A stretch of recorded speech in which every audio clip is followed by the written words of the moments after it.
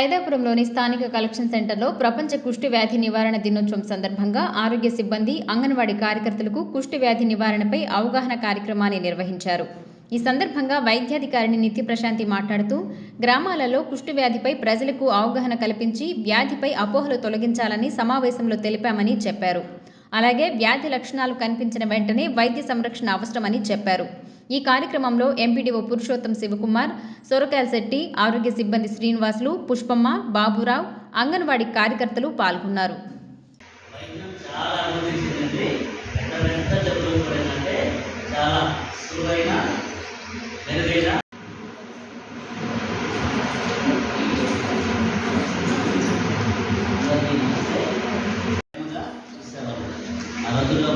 ఇటువంటి జబ్బులు వస్తే ఎవరు కూడా దగ్గరికి పోయేదానికి సంకోచించేవాళ్ళు. కానీ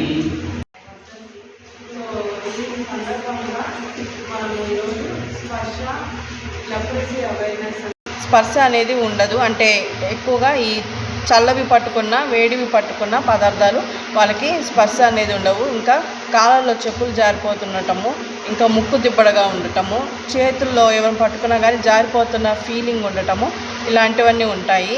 ఇంకా కనుబొమ్మలు రాలిపోవటము, కనురెప్పలు రాలిపోవటము, ఇంకా ఫేస్ అంతా నునుపుగా ఉండటము.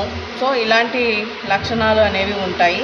ఇలాంటి లక్షణాలు మీరు ఎవరికైనా చూస్తే, ఇప్పుడు సర్వే అనేది జరుగుతుంది కాబట్టి ఆశాలు ఇంకా ఏఎన్ఎంలు చూస్తున్నారు, అంగన్వాడీ వర్కర్లు, మీరు ఎవరికైనా ఇలాంటివి మీ ఏరియాలో చూస్తే వెంటనే ఆశాకి తెలియజేయండి అమ్మా.